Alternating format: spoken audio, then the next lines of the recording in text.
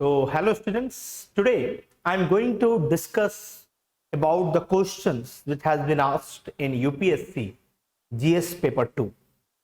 So now to start with the very first question, that is talking about the most significant achievement of the modern law in India is the constitutionalization of environmental problems by the Supreme Court.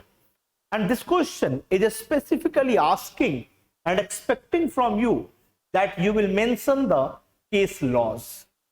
Therefore, what you can do here in introduction, you can highlight the interrelationship between a good life and a good environment.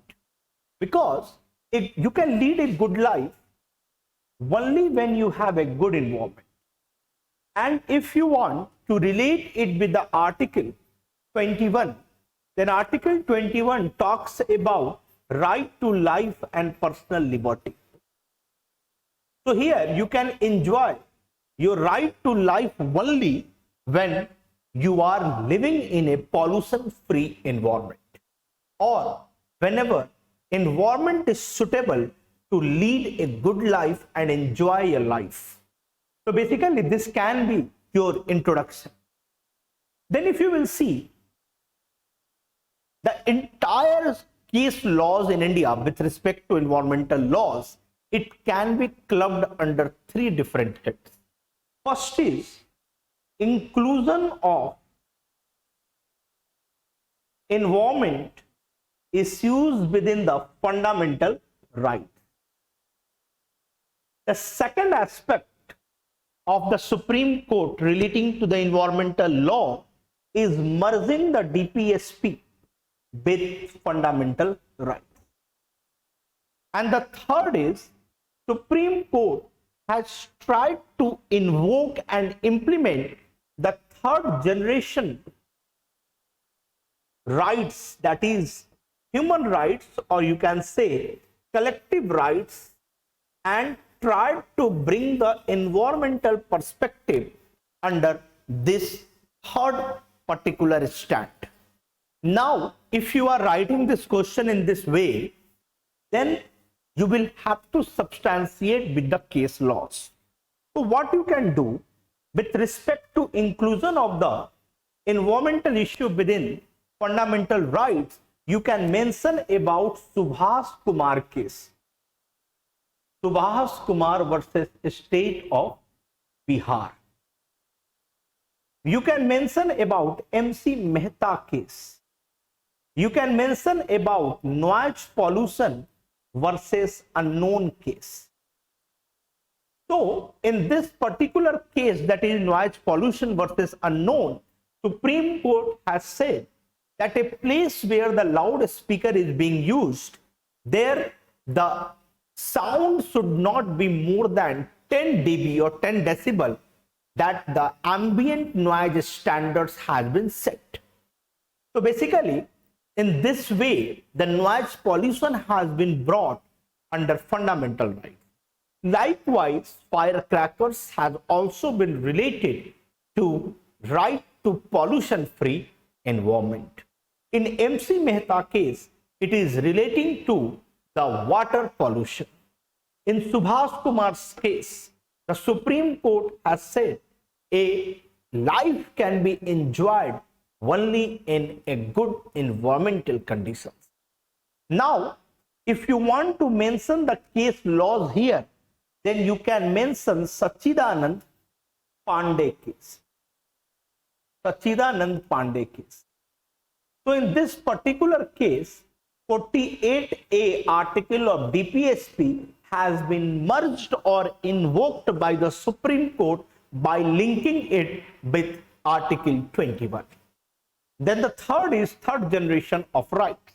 Then in Samit Mehta case, in this particular case, the court has said that we will use producer or the polluter pays principle or precautionary principle while announcing the compensation when any environmental standards has been violated by any organization, be a business organization, be a NGO, be a religious organization. So basically, the question demands that you will put the entire perspective of the Supreme Court with respect to environment.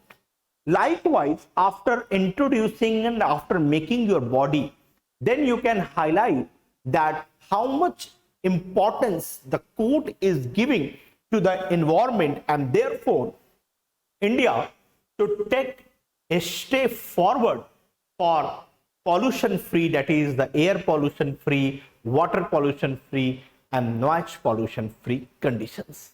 So this is the way through which you can write this particular question. Now I am moving to the next question, that is right to movement. Right of movement and residence throughout the territory of India are freely available to Indian citizens, but these rights are not absolute. So whenever you see such kind of questions, the very first thing which should come in your mind, that why this question have been asked. So I will say that this question have been asked because of the guidelines during the lockdown, where you were locked inside the house and your freedom of movement was restricted. So now you can start your answer by introducing it from Article 19 Clause 1 Clause E and 19 Clause 1 Clause D. So basically you are talking about right to movement and also right of residence. Then if you will see this particular articles, then the word which is used in this article is freely. That is, you have a right to move and you have a right to have the residence freely inside the territory of India. So the word freely here highlights that without any obstruction, you can move from here to there. But now this is about the rights which has been granted to you. But we all know that the fundamental rights are qualified in the nature. And whenever I am telling that it is qualified in the nature, that is the demand of the question that you will have to substantiate it. So now if you will see, and if I am talking about the pandemic specifically, then we can say that section 144 of CRPC have been used at this time, which has restricted our freedom of movement. At the same time, Epidemic Disease Act, government has invoked and government can invoke and can put restrictions on your movement. Likewise, if you will see that there are many statutory laws which restricts your freedom. For example, Karnataka State Act, Karnataka Police Act, I will say, Maharashtra Police Act. Likewise, there are such acts in Punjab and in another state also that restricts your freedom of movement. Now, after this, you can also, what I will say, that you should mention some of the important case. For example, a state of UP versus Kausalya. In this case is related to right of movement of prostitutes. So prostitutes have right to move, but their right to movement can be restricted in a particular area where they are carrying their profession. Likewise, you can also mention Khadak Singh case. In this particular case, Supreme Court has said that if the police is doing the surveillance of the people and putting a surveillance on the movement of the people, then it is against Article 19 Clause 1 Clause D. Clear? So in this way, you can mention the Supreme Court cases, and also you can analyze that what are the different instances under which movement is restricted.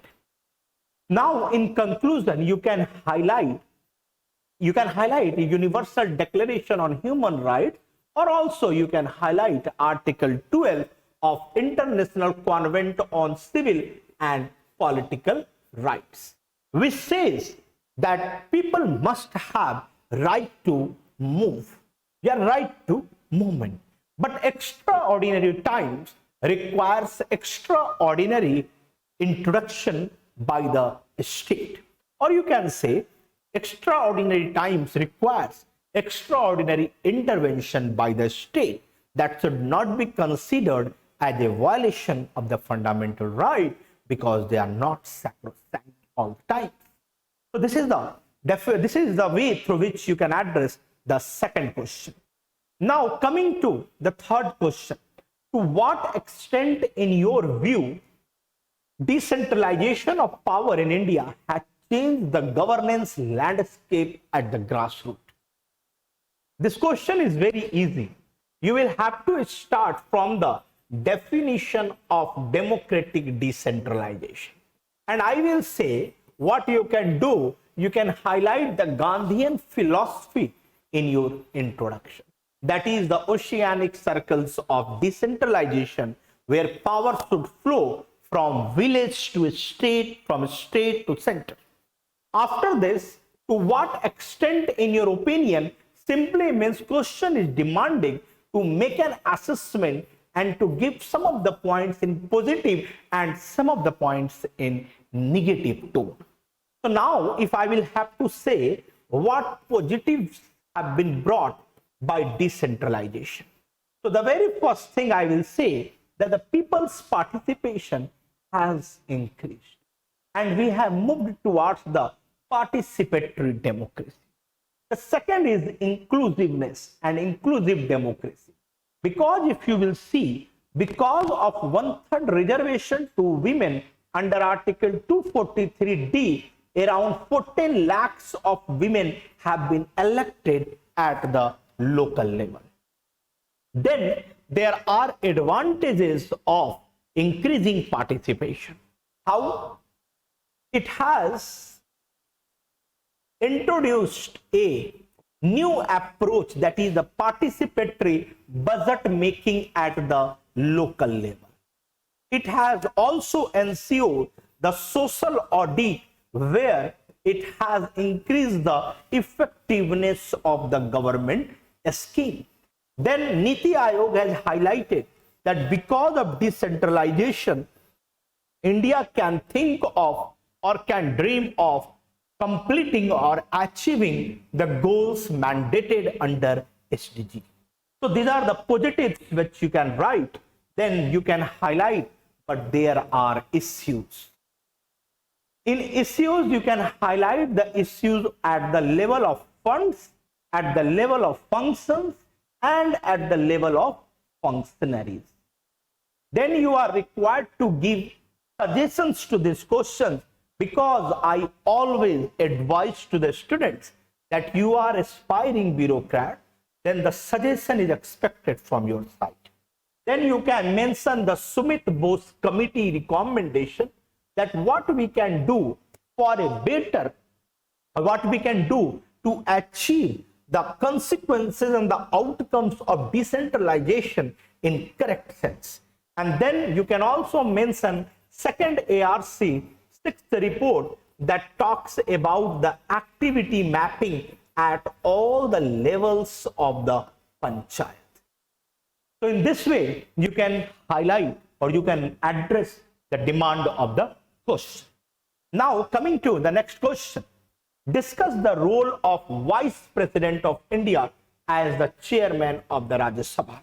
I will say that this is a very simple question, but at the same time I will say from the student's perspective that it is difficult to write answer and to fetch more marks than your competitor in such a simple question, because you know each and everything about Vice President.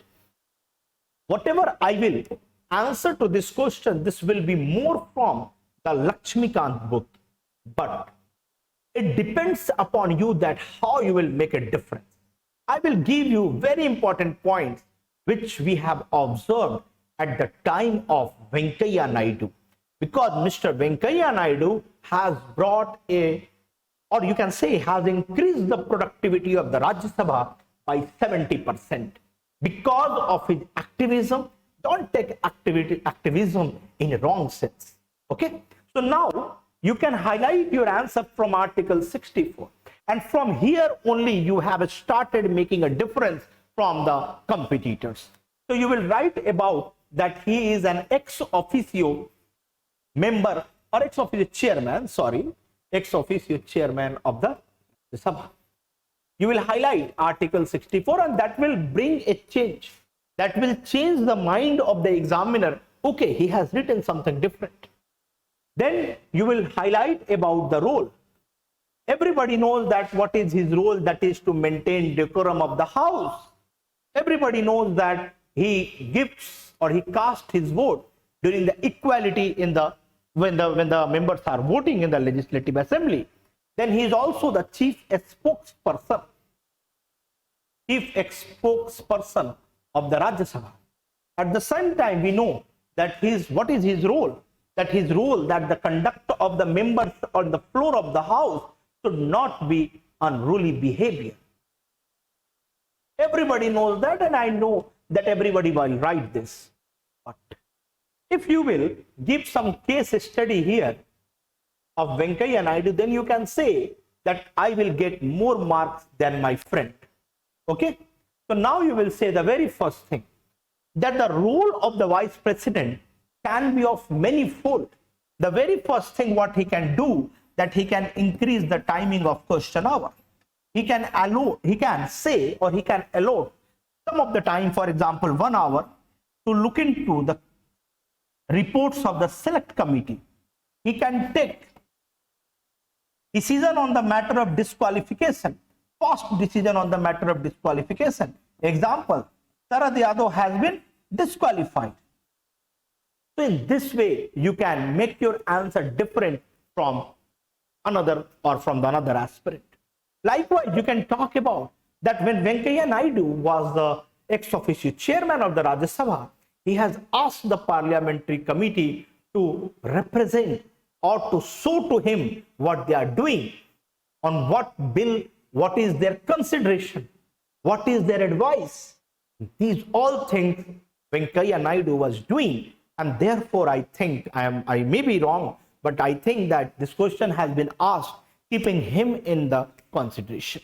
So in this way you can write your answer. In conclusion, you can simply highlight that the Rajya Sabha productivity has increased and they have passed 177 bills for the last 5 or 6 years, and the credit goes to the role of vice president.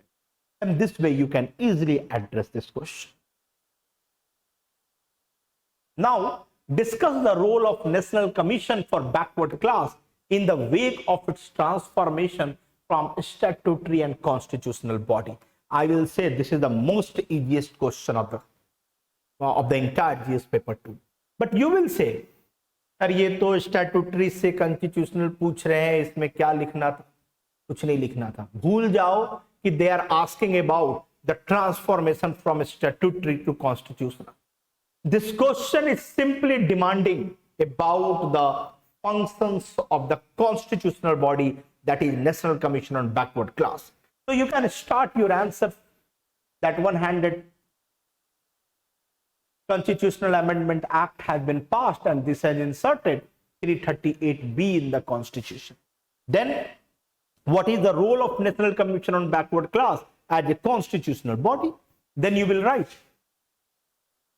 the very first thing, to look into the constitutional and legal safeguards available for them, then to look into their socio-economic development, then to present the report to the president, then to inquire into any kind of investigation. So basically the question is simply demanding that what are the functions of National Commission on Backward Class. So that the functions which they were not performing because of a statutory body, now they can perform because they are now constitutionally mandated body. This is the demand of the question. Then in conclusion you can highlight that the Supreme Court has said that this body should be represented by an expert person on relating or who has done some research on the caste or on the sociological profile of the caste in the country, so that we can get a meaningful result of turning it into constitutional body from the statutory body. This is a way through which you can address this question. Now, the next question, that is on the Gati Shakti Yojana, needs a coordination between the government and the private sector. So very simple, you will have to start about this Gati Shakti Yojana, why it has been started. You can talk about for the connectivity, for reducing the logistic cost, for increasing the investment. We have started, or PM Modi has inaugurated a 10 lakh crore of the project, that is Gati Shakti Yojana. But the question is that why we need a coordination between the government and the private party? Because you cannot achieve the quantum of investment that you are expecting without the involvement of the private party. And private party will not invest if they are facing a difficulty in getting land or environmental clearances, or they will not invest if there is a red tape visa. So if you have understood this, then it will be easy for you to address this. Then you can highlight why the coordination is required. Because land and environmental clearance government will give, that is the central government or the state government. Then at the same time, you will have to address that interdepartmental coordination. तुम्हें पता ही है, file चली एक ministry से दूसरे ministry तक पहुंचते पहुंचते उसके एक टांग टूट जाते हैं, तीसरे मिनिस्ट्री तक पहुंचते पहुंचते दोनों टांग टूट जाते हैं. So basically, inter-ministerial coordination and inter-departmental coordination is very important. So basically, for these two factors, the coordination between the government and the private party is very important. At the same time, regulation, or you can say up to what extent government should regulate. In the name of regulation, there should not be over-regulation. Or in the name of private sector participation, there should not be lax in regulation. Otherwise, the public interest will be hampered. Then how much to regulate? For that also there should be a coordination between the private sector and the government. Whenever you will see, there are many steps taken by the government at the state level, so that there should be a spur in investment, there should be a spur in coordination between the private party and the state government also. So in this way, you will have to address this question, that is, what is the role that the private sector can play, what is the role that government sector can play. In this way, you can divide your answer. Now, the next question, that is, Rights of Persons with Disabilities Act remains only a legal document. So you can start your answer from highlighting that according to 2011 census, 2.21% of the people are disabled in India. And India has already signed UN Convention on Rights with Disability, because the Act of 2016 came into play after the ratification of UN Convention on Rights of Persons with Disabilities. Okay. So now 2 or 3 points only you will add under this act, that what is this act all about. This act has increased the number of disabilities from 7 to 21. This act has provided 3 to 5% of reservation. This act has provided for free and compulsory education to them. After that, you will say that why it is only a legal document, because of only two important factors. First is societal attitude, and the second is lax in government intervention. So you will have to substantiate these points. So what is the social attitude? That is the stigmatization, that is the discrimination, that is it is being considered that you have committed some sin in your last birth. Therefore, you are disabled. Then people are being thrown out of you can say from flights, from railways, because we lack attitude towards them. So this is the societal attitude you can talk about. Then lacks in government intervention. Even in any building, I am not talking about all the buildings, all the government buildings in India, but there are not more than 5.5 or 0.6% of all the government buildings where you will find that there is an accessibility for the disabled people. Then you will see that we have a program for assisting them by providing the medical devices, but how many of them are getting it? Then you can talk about, in the era of information and communication, we need to focus upon the technology which can be inclusive for them. So there is a lax on the government part also. So if you are mentioning 3 or 4 points under societal attitude and 3 or 4 points under lax in the government intervention, after that you will have to give suggestion. So in suggestion you can talk about the social awareness. Basically you can talk about social awareness. Then also you can talk about the Para-Olympics, that government will have to highlight the achievements made by the Para-Olympics. And at the same time you can say Accessible India campaign is the right step in the direction of providing them better transport facilities. At the same time, you can mention the Supreme Court verdict, that is Juja Ghosh versus Union of India. Why I am talking about the Supreme Court cases? It is because if you are writing answer in GS paper 2, it must look like that you are mentioning Supreme Court cases. You are mentioning Article 41. So basically in conclusion, you can highlight Article 41 of DPSP. तो देखो सबको पता है क्या लिखना है. I know this question is not tough, but are you mentioning article? Are you mentioning Supreme Court cases? Are you mentioning government schemes? Are you dividing your answer under the different subheadings, which is the demand of the question? It matters. Okay.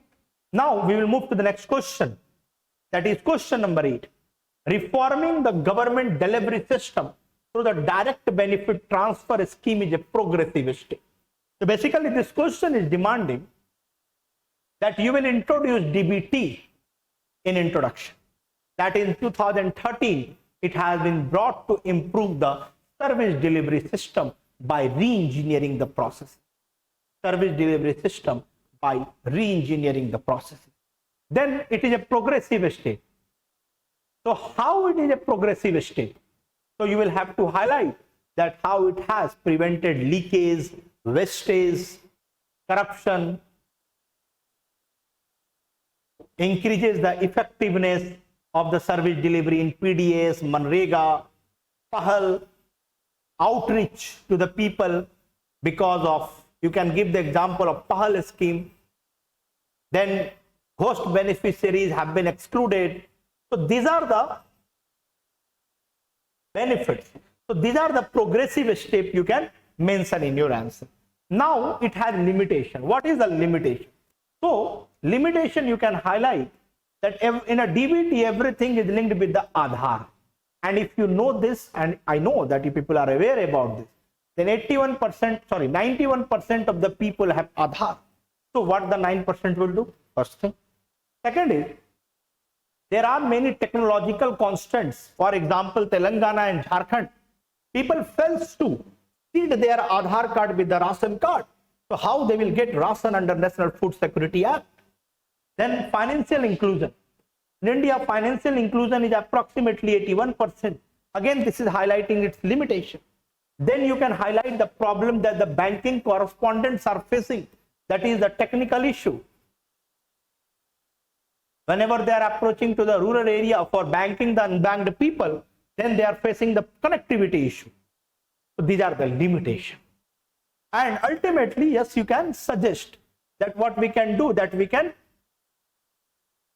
digitize the beneficiary's name. We can move towards one nation, one ration, etc. So in this way, you can address this. particular question. Now moving to the next question, that is question number 9. India is an age-old friend of Sri Lanka. Discuss India's role in the recent crisis in Sri Lanka in the light of preceding statement. It's fine. So what you will have to do, that in intro, you will have to highlight our relations, bilateral relation with Sri Lanka. That you can say 25 years old relationship we have, and we have cultural relation, we have intellectual relation, we have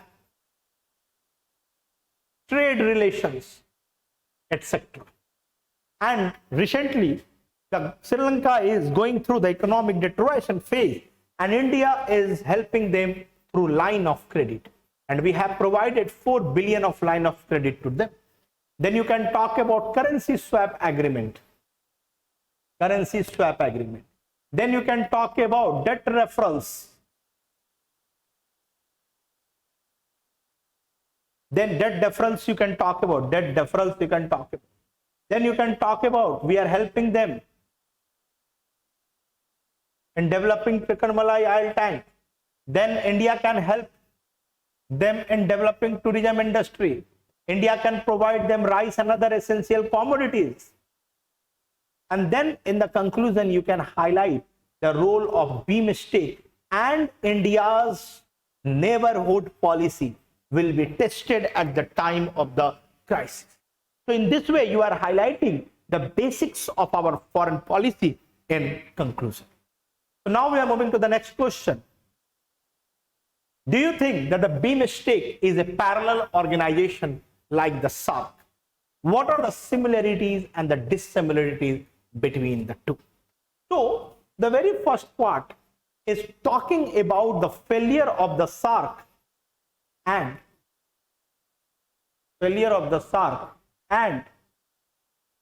providing new engines or fuel to BMSTEC. BMSTEC is not a new organization which has developed after the failure of the SAARC during the first half of Mr. Modi. It was, or it is, from 1997. But why we are talking about today, that do you think that the BMSTEC is parallel organization? So yes, we are thinking because of the failure of the SAARC, and because of, you can say, because of the animosity that the Pakistan had, because of everybody have their own interest when SAARC was started. Pakistan was thinking that the India should not get an upper hand. A smaller country like Bangladesh and Nepal wanted to gang up together so that they can demand more from India. India was the party to the SAARC because of the compulsion, because if India will be out of the SAARC, then Pakistan will have the advantage. So basically it is being said that the SAARC is a child, or SAARC is an unwanted child. Nobody was wanting to have the SAARC, and that is the reason that we are, and nobody is too much interested in the SAARC today. But we will have to, or we can say that we should not mention that the SAARC is an unwanted child. But yes, this is the idea. If you will have an idea like this, then you can easily approach this question. So you can say that the failure of the SAARC and the engine, which is, or a fuel which is given to BMSTEC. So yes, it is a parallel organization. Yes. Or I don't know whether you may disagree with me, and you can say no, it is not parallel organization. It's up to you, because the question is thinking, do you think? So yes, I think. Okay. So yes, I think. Then you will have to say that yes, BMSTEC is a parallel organization. Why? Because today India is engaging with the BMSTEC or through BMSTEC. If you will see that we are focusing upon the BMSTEC for trade, for investment, for blue economy, for technology, for our fisheries sector. There are 7 different sectors of the cooperation under BMSTEC, and where India is cooperating and leading in each and every sectors. And therefore, yes, it is a parallel organization like the SAARC. Now, what are the similarities and what is the dissimilarities? I will first talk about dissimilarities. Dissimilarities in the terms of membership. Thailand and Myanmar is not the member of the SAARC, but they are the member of the BMSTEC, the very first thing. Then if you will see then the quantum of trade is less than 3.5% in the SAARC, but it is 6% in the case of BMST. The second is, in the SAARC there is a mutual distrust, there is a military conflict, but you will not find these all under BMST. Then you can talk about why it has been formed. Why? So basically mutual coordination. For mutual coordination, the SAARC was developed, but the BMST was developed for purely trade and connectivity purposes. So these are the dissimilarities between the SAARC and the BMST. So what are the similarities? Similarities you may see in the terms of our goal which we want to achieve. Even in the case of BMST, you will find that there is a dispute between Thailand and Myanmar. Likewise, there is a dispute between India and Pakistan in the SAARC. However, that is not an acute problem in the BMST as it is in the case of SAARC. But this is one of the similarity. Second similarity is lack of connectivity. Even in the case of BMST, there is an issue of connectivity. We have not completed the trilateral highway. Even the Kaladan multimodal project is a leeway. So basically, the same problem is there also. Complicated visa problem is in the BMST and in the SAARC also. So these are the similarities. In this way, you have addressed this question. Now, how are Indian foreign policy realized by forming this new organization? You can say that whatever the progresses which we are making in the new regional groupings, for example, Quad, okay, for example, ACTist, everywhere we are focusing upon the BMST because the objective of both is trade and investment today, that is economic diplomacy. Along with this, countering the China with the South Asian and the Southeast Asian countries, we need BMST because SAARC was limited to South Asia and BMST is extended to South Asia and Southeast Asia at the same time. So you can bring the China angle also in our objective. Then you can bring the blue economy. Then you can relate it with the Indian Ocean where we are the net service provider. So in this way, you can address the next part of the question also. This is a 10 marker question and you will have to address 1, 2, 3, 4 parts. So even if you are writing 3 points under the 4 subheadings, you are writing 12 points and you can easily get good marks. I will say 4.5 or 5.5, ranging from 4.5 to 5.5. So in this way, you can address this question. Clear?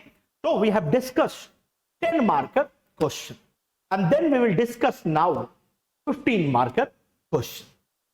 So now we will talk about question number 11.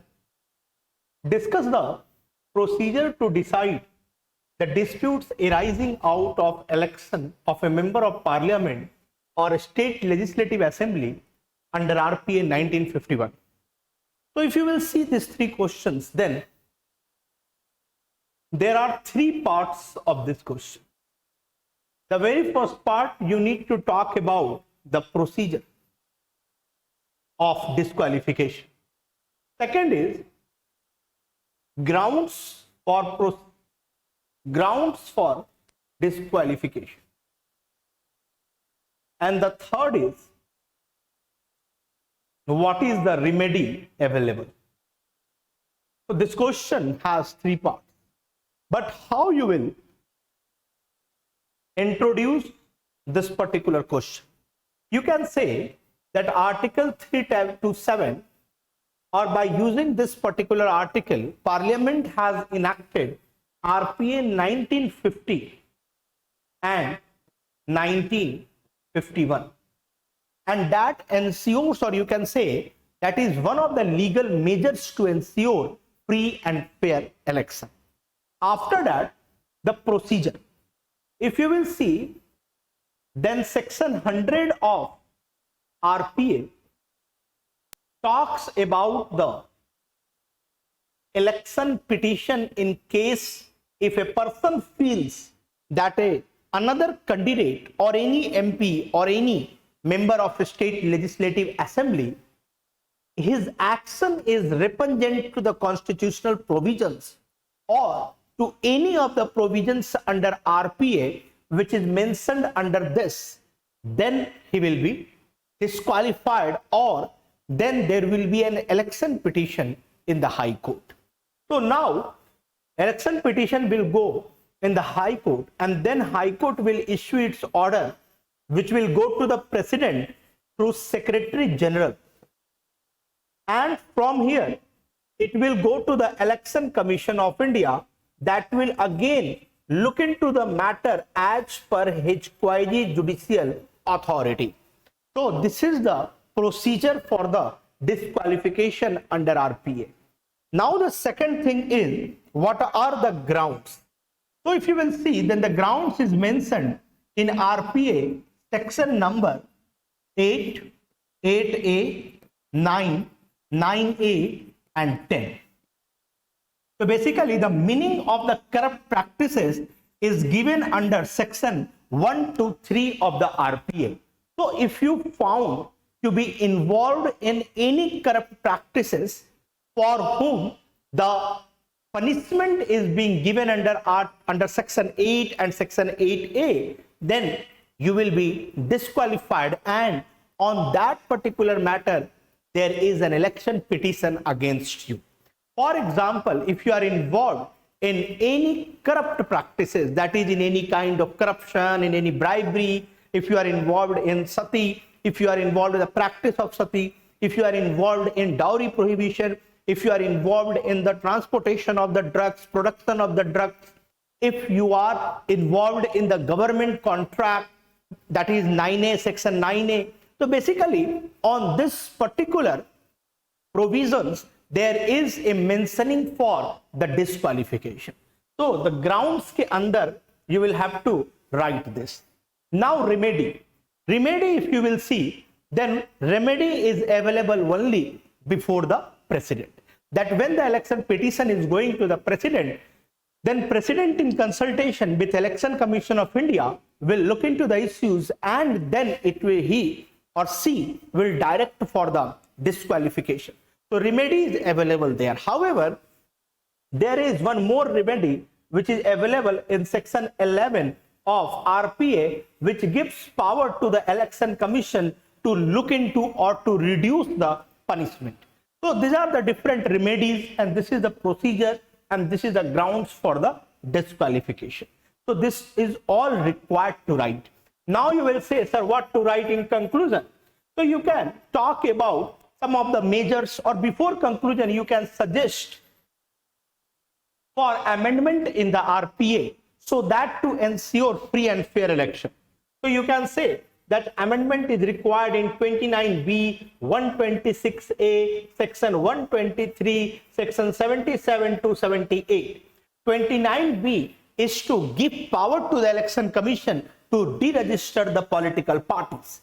Then freebies are not being considered as corrupt practices, so amendments should be done and should be inserted under Article 1 to 3.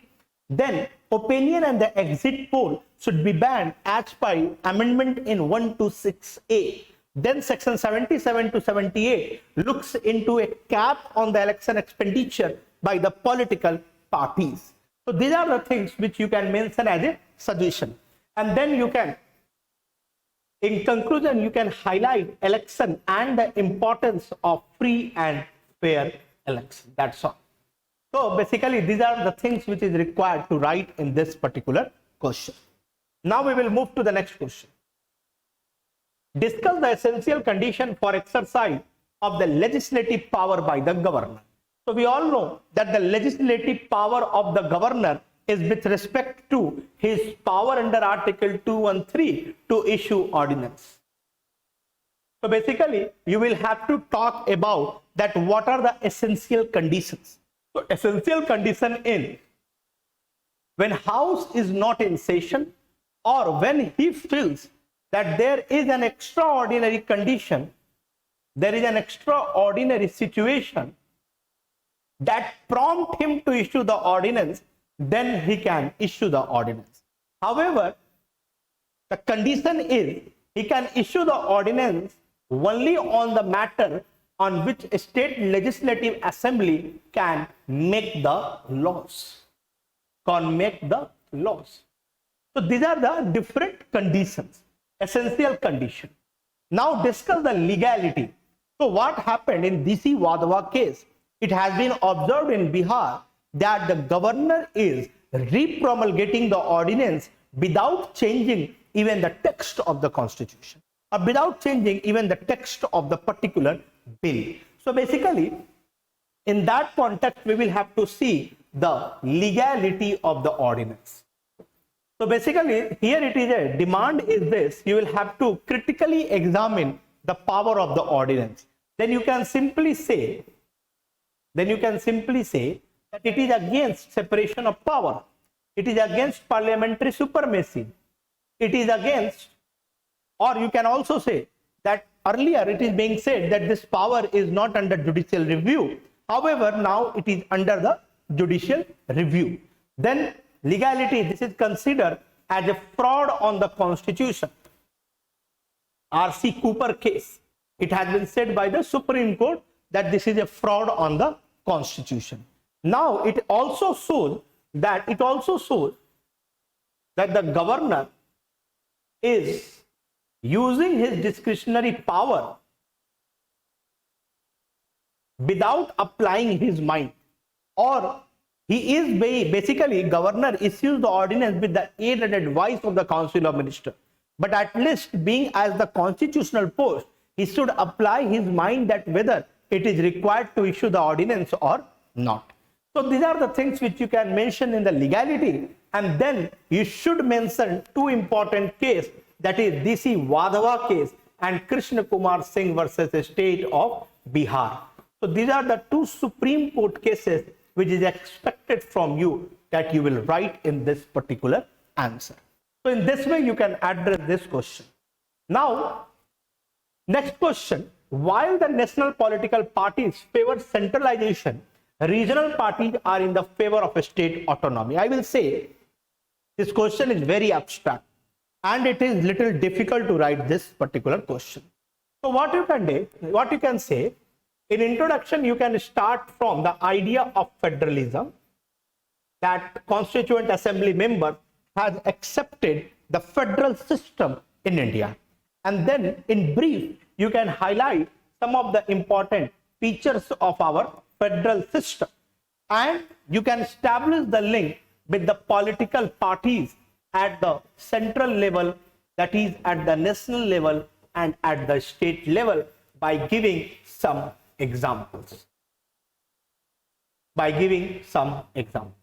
After that, you will make one particular subheading that the national parties favors centralization, and you will have to argue that why they favor centralization. The very first thing, they favor centralization because they interpret the constitution, that is, it is a quasi-federal in the nature, where the center have more power. Then you can say that they consider that their ideological base is wide, and therefore already they are encompassing the different ideologies in the country in their own political party. Then they also considered a regional party as a disintegrating forces, and they halt the process of policy making. Then they also consider that they are an obstacle in bilateral relation. Example, Tista issue. Example, Tamilian issue with Sri Lanka. Then these are the things you can write, that why national party favors centralization. But the next question, why the regional parties favors state autonomy? Here you can say they favor state autonomy because most of the, in the case of fiscal federalism, most of the expenditure is being done by them, and also most of the developmental subjects are in the state list. So they want that a state should be given autonomy in case of fiscal federalism.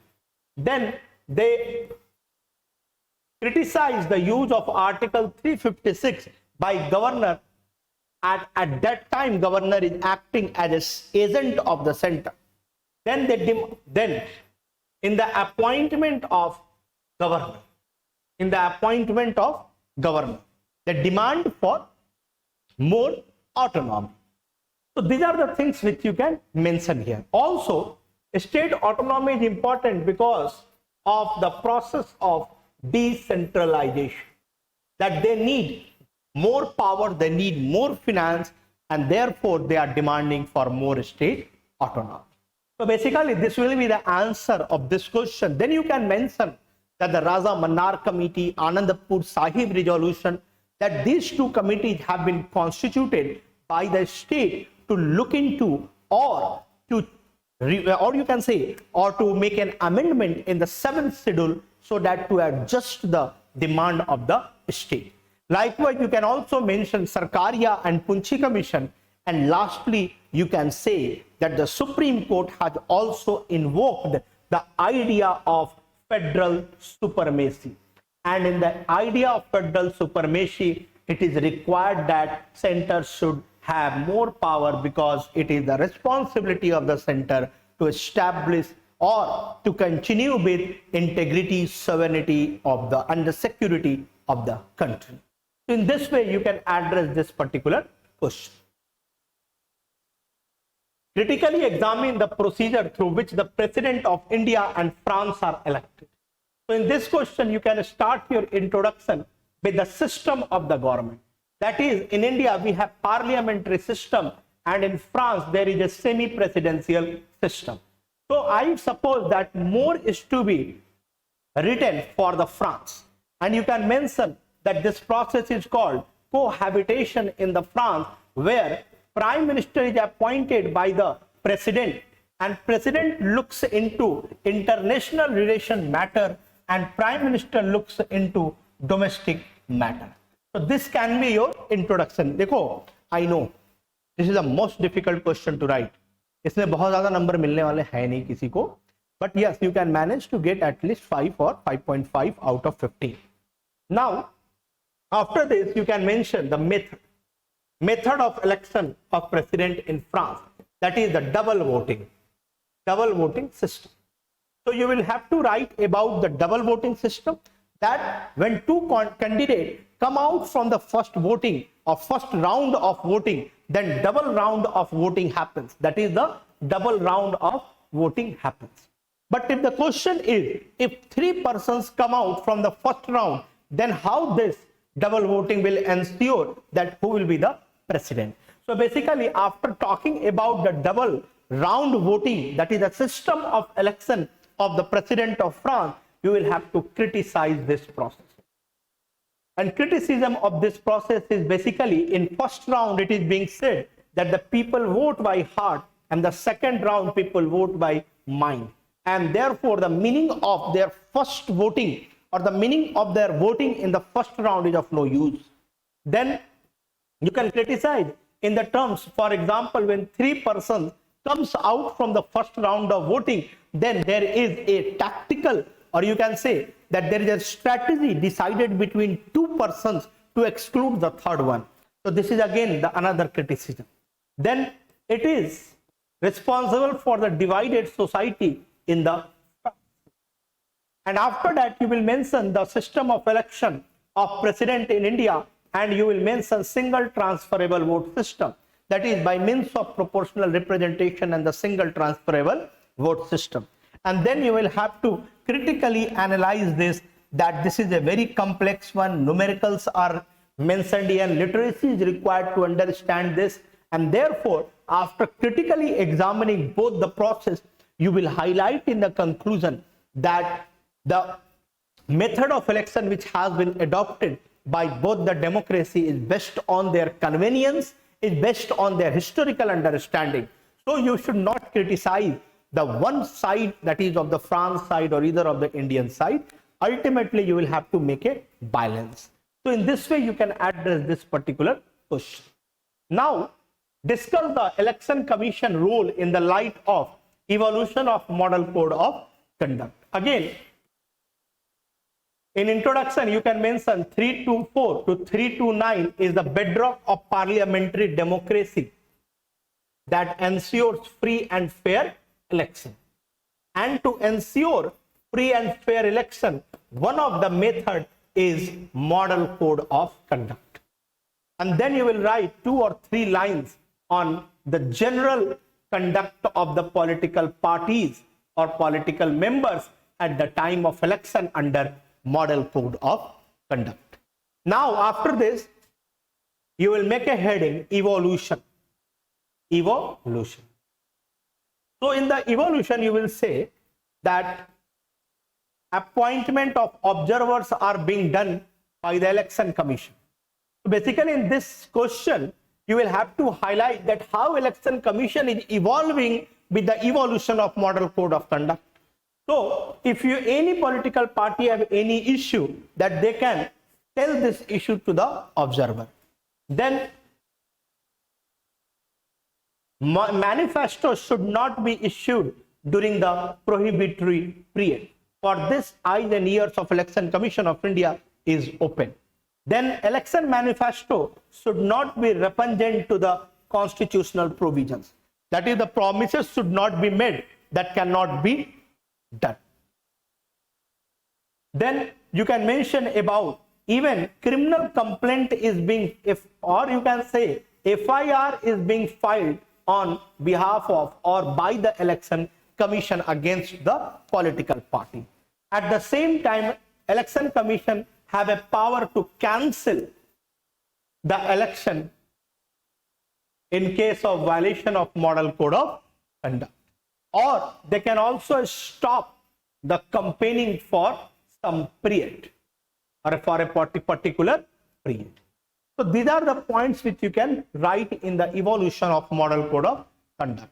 Then again, you can make an argue that there is a debate that whether we should legalize the model code of conduct or not. Therefore, in Harbans Jalal case, Supreme Court has said that no, it is not required, better to make an amendment in RPA. Then you can mention about section 123 here. Okay, and also in IT Act 2008, we will have to bring an amendment. So these are the things which you can mention in this particular question. Now, moving to the next question. Besides the welfare scheme, India needs debt management of inflation and unemployment to serve the poor and underprivileged section of society. Again, this is a very difficult question. Here you will have to highlight about the welfare state, because welfare state is envisioned in DPSP, where the state takes the care of marginalized section or the weaker section, and for that there is a central sector scheme and central sponsored scheme to alleviate poverty. So this can be your introduction. After that, you can mention some of the welfare schemes, and here you can talk about MG Narega, you can talk about Mudra, you can talk about NRLM, you can talk about Startup India, Stand Up India. Stand Up India is better to mention here. Stand Up India actually is for women. Okay, Mudra is for the loan for the OBC minorities, women, etc. So these welfare schemes, and you should highlight it in 1 or 2 points. And then you should mention why the debt management of inflation and employment is required. And here you will have to give data. For example, the price of food and commodities have increased by 50% in last 7 years, but real wage have increased by only 22%. And now once you will put this data, then you can talk about how inflation is, or how inflation is bearing the burden on the middle class or on the lower middle class or on the poor, because their consumption pattern have been changed. Now they are not taking nutritious food items. The matter has become more serious and acute after COVID, rise of urban poverty. These are the things which is required to mention here. Then you can talk about unemployment rate is 6% here. And after mentioning this, because whenever the people will be unemployed, then what will happen? When the people is unemployed, then their income is less or zero. When their income is less or zero, their expenditure on health and education is also zero. Then all the welfare schemes is going to fail, because welfare scheme has also limitation. It is not that the welfare scheme can give you 15,000 rupees per month to enjoy your life. No. So in this way, you will have to answer and then suggestion. How employment can be increased? Then here you can mention about the Prime Minister Economic Affairs Committee. Then here you can mention about the Niti Aayog Coastal Economic Zone. Then here you can talk about urban employment scheme like Manrega, that is already in Rajasthan, Tamil Nadu, Himachal Pradesh. Then you can talk about increasing the days of work from 100 to 200 in Manrega, like in Odisha. Then you can talk about RBI monetary policy. So these are the things which you can mention in this particular question to check the inflation and to increase the employment. So after mentioning this in suggestion, you are required to mention 5 or 6 important points. Okay. So in this way, you can address this particular question. Do you agree with the view that increasing dependence on donor agencies for development reduces the importance of community participation in developmental process? Here, I know that most of the students, and I will say majority of the students, have given their answers in positive and negative. And if you are giving your answer in positive and negative, your marks will be reduced to 0. There is no any doubt here, because the question is telling justify your answer. So what do you think? For example, I think that no, development, or because of the donor agencies, the role of community participation has not reduced. This is my understanding, and therefore I will give my points to justify my answer. So here I will say that the government wants for the welfare state, but because of LPG model or because of the scarce resources that the government have, they need different stakeholders, and one of the stakeholder is donor. This will be my introduction, and then I will mention some of the donors in India. For example, ADB. ADB has given about 4 billion of sovereign loans to India. Then I will mention about Bill and Melinda Gates. Bill and Melinda Gates have invested 1.2 billion for public health. Then I will talk about the World Bank and its scheme of Priyadarshini and all. Then I will talk about US aid program for emission reduction or for renewable energy. So these are the things which I will mention, and also for education and health. So these are the things I will mention, and then I will talk about no, donor agencies have not reduced the community participation. And then I will justify. For example, I will talk about community participation can be seen in water management. Example, Pani Panchayat. Then I will talk about disaster management. Community participation can be seen when Apada Mitra, a scheme of National Disaster Management Authority, is giving training to 6,000 volunteers. Then I can talk about Nagaland communitization of Public Service Act 2002 that has delivered or that has devolved the powers to the people to look into the matter of transport, electricity and land. Then I can talk about education. In education, I will talk about Vidyalaya. There is a Vidyalaya Samitis in Bihar. Vidyalaya Samitis in Bihar is looking into the financial problems of, or is looking into the financial management and infrastructural management in the governmental schools in Bihar. Then I will talk about health. Here I will highlight Rogi Kalyan Samiti. Rogi Kalyan Samiti. So community participation has its own role which cannot be replaced by the donor anytime. This is my understanding, and therefore I am justifying my answer.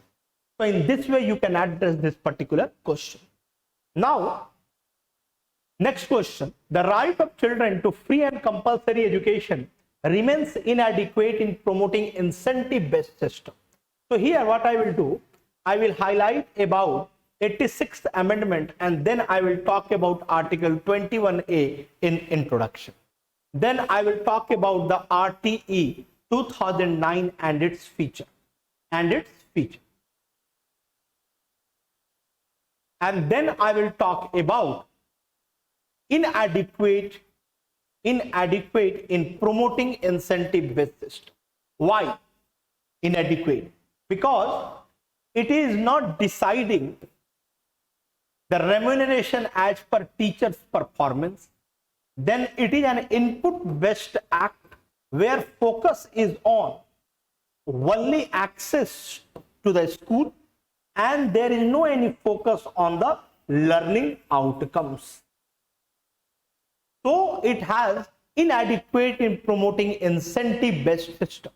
But I will highlight, no, RTI has also its advantages, and then I will talk about within 1 kilometer radius.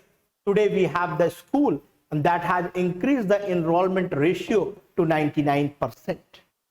Here also you can talk about drop rate. There is no any incentivization to check the drop rate amongst the people.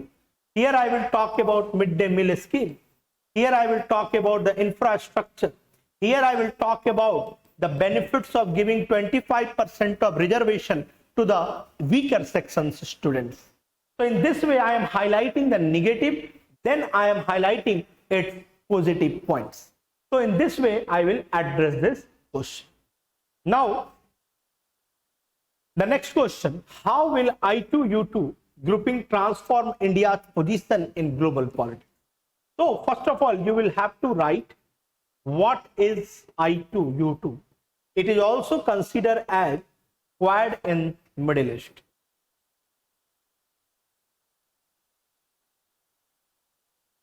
So everybody knows that it is USA, UAE, India, Israel. So you will have to highlight that I2U2 was signed after Abraham Accord, and then you can easily maintain the significance. After that you can write that already there are 3 poles. The one pole is Saudi Arab, the another pole is Iran, and the third pole is Israel. However, India through its look-west policy has balanced all the 3 poles, look-west policy and de-hyphenation theory. And de-hyphenation policy with Israel and Palestine has balanced all these 3. And then you can talk about in global politics.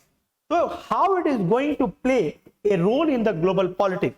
So if you will see the global politics, what is happening in the Middle East. The very important thing in the Middle East for India, I will say, is Iran. You will all agree with this. So once you have started I2U2, then basically what is happening here is you are working on that particular area that will give you passes for the Central Asia. And it is very important for you because again what is happening in the West Asia, that the Russia is re-entering and there is a revival of Turkey.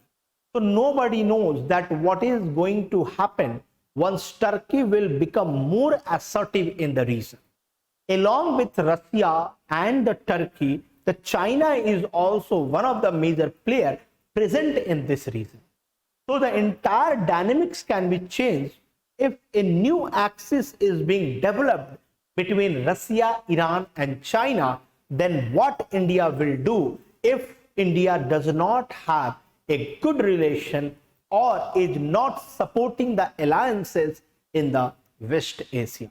Therefore, it is going to play a greater role in the global politics. So what I suppose that this particular question is difficult to write in the terms of points. However, you can write in the points, there is no any issue in that. But I will say that better to write this in paragraph, and the connecting paragraph must reflect that what is the condition, how the condition is changing, and in changing condition how this I2 U2 is going to play its role. Clear?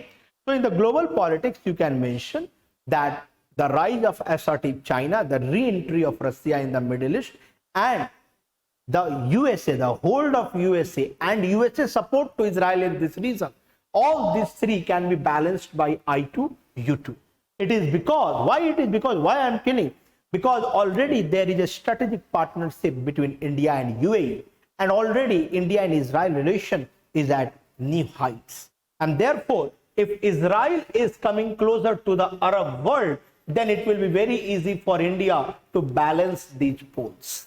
So in this way, you can mention this particular question. Then the next question and the last question, clean energy is the order of the day. Discuss briefly India's changing policy towards climate change in the context of geopolitics. This is very important. So now you can highlight about the clean energy, or you can highlight about the energy diplomacy in the introduction. Then you can say that today India is telling by 2017 we will achieve the goal of net zero carbon emission, but that will not be enough, and therefore the world should move towards the net negative emission. Then you can talk about International Solar Alliance, where we are expecting for $1 trillion of investment. Then we can talk about ACTIS, through which we will have an LNG terminal at Innor and another places in India. Then you can talk about strategic petroleum reserves in India. Then you can talk about one sun, one world, one grid development. So this is the changing policies of the India looking into the geopolitics. Because if you will see, then the entire geopolitics, if you will see, then it is moving towards the renewable energy. So what we are doing for the renewable energy is collaboration, energy diplomacy. There is an energy outlook of International Energy and IEA, and India is now a member of Energy Outlook also, and we released the report India's IEA, India's Energy Outlook. So therefore you will see that India is multi-aligned with the different forums across the Europe, across Asian countries, and its relation with the African countries below the Tropic of Cancer, or at the Tropic of Cancer. That is International Solar Alliance and One Solar, One Grid. These are the things. So in this way, you will see that India is changing or moving towards more of clean energy, because we know that the clean energy is the only future. So in this way, you can address this particular question. So now we have addressed all the 20 questions, and now once you will watch this video, then make a pause, have a thought over the particular question, and then look at my point. First you gather your point and then look at my point. This will sharpen your skills of understanding the question. So that's all about the analysis of GS paper 2. Thanks to a lot of you.